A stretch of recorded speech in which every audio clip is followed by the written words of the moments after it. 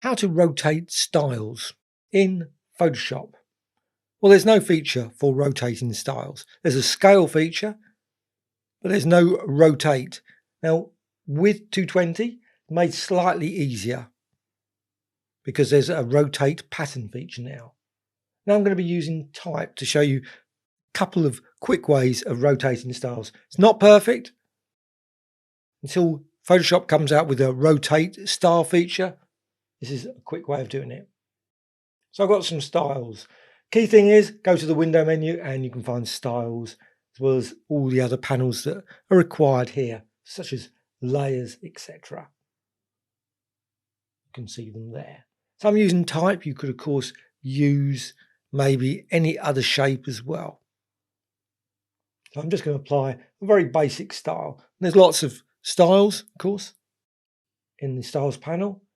And what you can do, you can go to layer menu, layer style, and there's a whole range of different options there. Like I say, there's a scale feature, no rotation feature. Now, if you go to bevel emboss, now it's not particularly any great way of rotating bevel emboss. If you rotate that around, it doesn't really generate the effect that you think it should do if you were truly rotating it. You can see some rotation there. So there is a rotate there, but not all of the settings have a rotate feature. I say in 220, patterns have now got a rotate feature, so you can rotate some elements of it. Gradients has got, of course, a rotate as well for many of the different types of gradient. So you can rotate those, and you can see the colors change as you rotate that. But pattern overlay is probably the most obvious one now with 220. If you've got 219, that feature is not there. So you can rotate the pattern. And that's pretty well probably what most people would consider the rotation of the style. Unless you've got very complex style with multiple gradients, etc. That may be very complex to create a truly rotate. Now, there is an alternative. It's not a perfect solution because it's a destructive solution. What you can do, you can go to a layer menu and you can get the styles to be broken into their individual components. So layer menu with that object selected, layer style, and create layers. And it will come up with I think some of the aspects cannot be turned into layers. And you will then, if you go to the layers panel, you can see the layers all then broken down, obviously all beneath the type. So what you can do, you can go to the pattern fill layer and you can rotate it. Now, it's not a pattern fill in terms of a standard pattern fill. Name's slightly incorrect, I think. It's just a pattern fill. You think, oh, that'd be the layer menu and new fill layer patterns, that sort of feature. It'd be really nice if it broke it down to that. It doesn't. So if that's a new fill layer option, it's not there. Now, of course, you could always create one if you wish, of course, with that pattern. But you can, of course, rotate it. It's just a layer.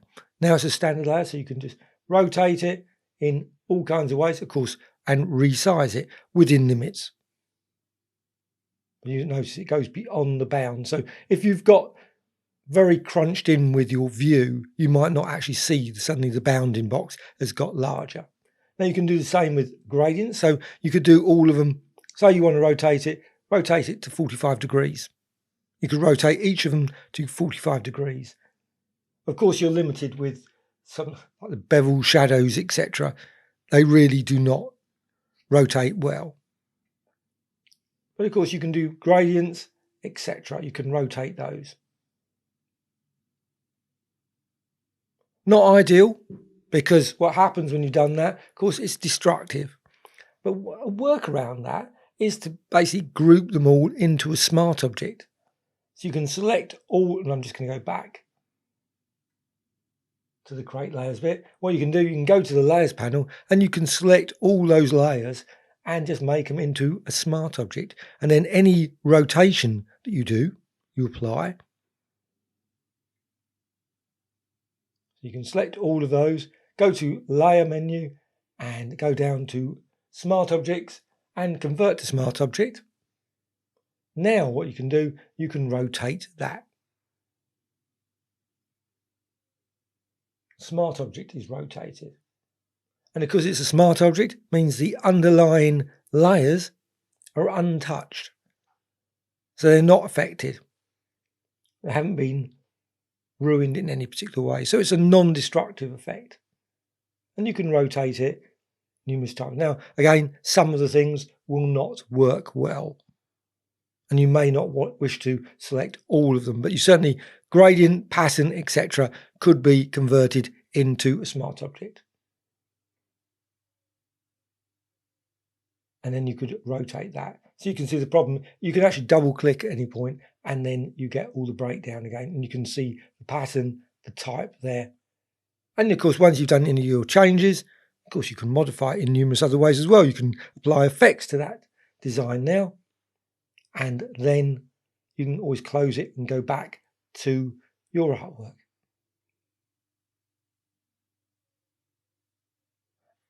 Hope you found this tutorial of interest. Please subscribe to the Graphicxtras channel. Always any new tutorials about Photoshop, Illustrator, Affinity Photo, Rebel, etc. and many, many others. Please add some comments. Always appreciated. A dislike or like. Thank you much.